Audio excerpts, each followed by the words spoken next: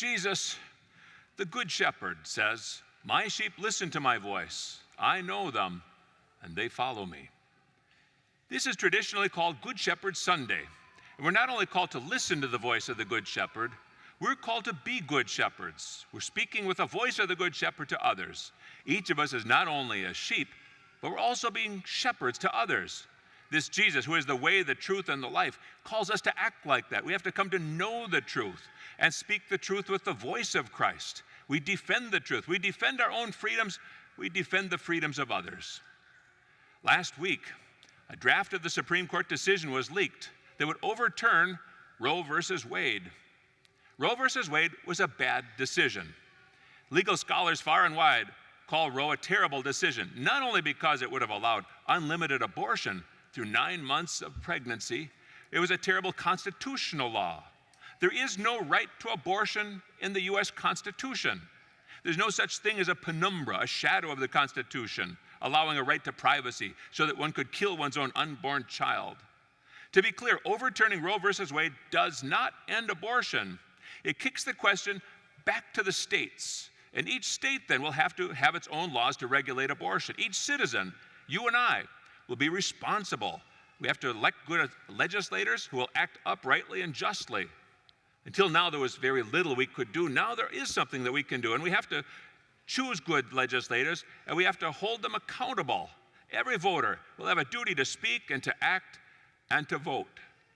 Do you realize that perhaps 65 million of our own unborn children have been killed by abortion since 1973?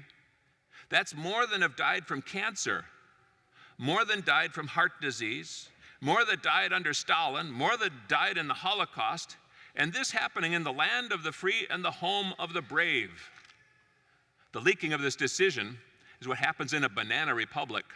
It was leaked with a goal to create such a firestorm that one of the justices would reverse his position. There would no longer be a majority, and this decision would simply end right there. It would simply be a document that was unfulfilled. The leaking of this draft has unleashed a firestorm. We find here that the highest officials in the land, from senators and congressmen and on, are all raising up a cry. Cable news stations are going crazy. Women in the streets are shrieking. Can you imagine women in the streets shrieking? Not because babies would be killed, but because babies will not be killed. Can you imagine? Something diabolical is going on here. This is far more than simply something political. It's more than something simply about laws. When you see the depth of the conflict, you realize civilization itself is at stake. To be clear, abortion is not only about the life of the child. Abortion is about a lifestyle, very different from what Christianity is all about.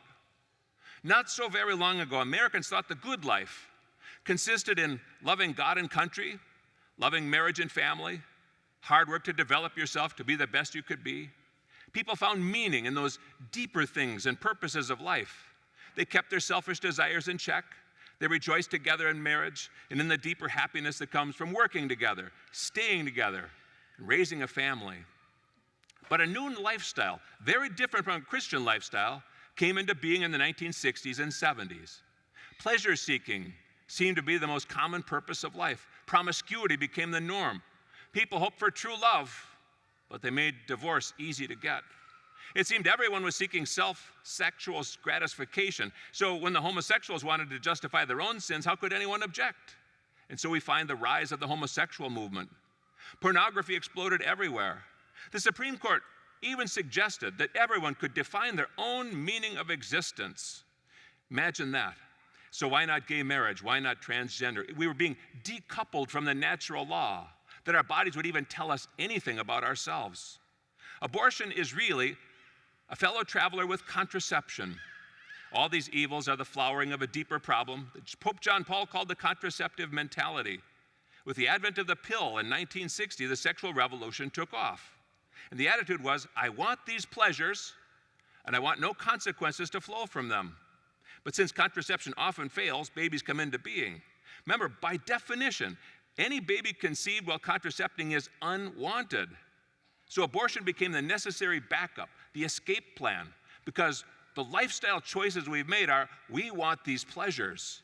That's a deeper question. That's underlying the whole question of abortion. So the challenge is a moral challenge. It's a faith challenge to see how we're going to live our lives. Now let's pause for a moment. It's critical that we speak for a moment about God's mercy. There's no sin that God cannot forgive. God is willing to forgive any sin that we repent of and confess. So many moms have had abortions. They don't know that God is merciful. They need to come and humble themselves, confess their sins, let Jesus wipe it away. Redirect your lives. Get new bearings on a whole new lifestyle. Visit a Rachel's retreat to help with the healing. These are things you and I can do. God is merciful. But the effects of our whole cultural change that have gone on in the last 50 and 60 years has been devastating. Here's another shocker for you. Moral bondage opens the door to political bondage. They're connected. Look what's become of us. Think COVID. Think lockdowns. Think mask mandates. Think vaccination mandates. Think of the suppression of rights of those who have been arrested in the so-called insurrection, still held without trial. See criminals, even murderers, let go. Think of the diminishment of the police and the burning of the cities in mostly peaceful protests. Think of the censorship that we've been undergoing from Google and Facebook and Twitter. Think about these things. Pope John Paul reminded us the new face of communism is called state capitalism. It's the union of the all-powerful state together with big business. And it's a form of totalitarianism that's new on the scene. Think about this. Again, moral bondage opens the door to political bondage. It's that significant that you and I rise up, regain our moral footing, get our bearings back again on Christ, on the things that are most important, and then form our families and our community around us in the same way.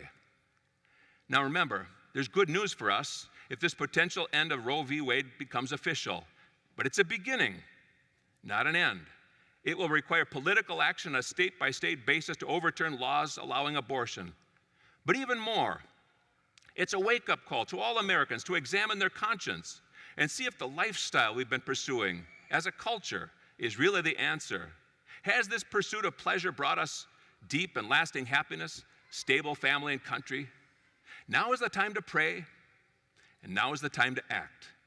This is Good Shepherd Sunday. We must not only follow the Good Shepherd, we must be good shepherds to others. We who have received the word of life must speak that word into a world walking in darkness. Jesus says, "My sheep listen to my voice. I know them, and they follow me."